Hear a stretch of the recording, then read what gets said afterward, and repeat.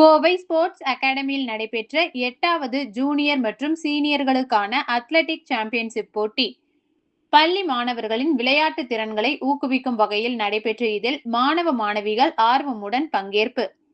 கோவையில் பள்ளி மாணவ மாணவியர்களிடையே விளையாட்டு திறன்களை ஊக்குவிக்கும் விதமாக கோவை ஸ்போர்ட்ஸ் அகாடமி சார்பாக ஒவ்வொரு ஆண்டும் விளையாட்டு போட்டிகள் நடைபெற்று வருகின்றன. இதன் தொடர்ச்சியாக 8வது ஜூனியர் மற்றும் சீனியர்களுக்கான தடகள போட்டி கோவை நேரு ஸ்டேடியம் மைதான அரங்கில் நடைபெற்றது. கோவை ஸ்போர்ட்ஸ் அகாடமி சார்பாக 2 நாட்கள் நடைபெற உள்ள போட்டிகளுக்கான துவக்க விழா கோவை ஸ்போர்ட்ஸ் அகாடமியின் நிறுவனர் பரசுராம் தலைமையில் நடைபெற்றது. இதில் சிறப்பு விருந்தினர்களாக மண்டல PF ஆணையர் Pranav, Sun Smart Saravanan, Rotary Club Industrial City தலைவர் திருப்பதி ஆகியோர் கலந்து கொண்டு போட்டிகளை துவக்கி வைத்தனர்.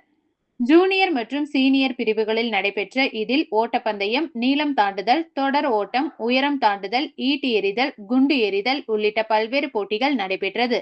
இதில் கோவை உட்பட பல்வேறு பகுதிகளில் இருந்து 1000க்கும் மேற்பட்ட பள்ளி மாணவ மாணவிகள் கலந்து கொண்டனர். போட்டிகளுக்கான ஏற்பாடுகளை கோவை ஸ்போர்ட்ஸ் அகாடமி தலைவர் பரசுராம் மற்றும் துணைத் தலைவர் கிருஷ்ணகுமார், செயலாளர் ஸ்ரீதர் மற்றும் நிர்வாகிகள் இணைந்து செய்திருந்தனர்.